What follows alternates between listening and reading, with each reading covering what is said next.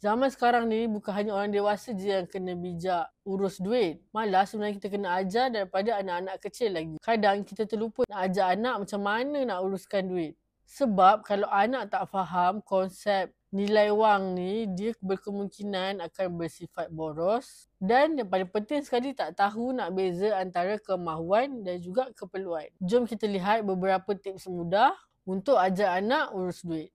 Tetapkan duit poket mingguan ataupun harian anak dan terangkan kenapa jumlah tu diberi.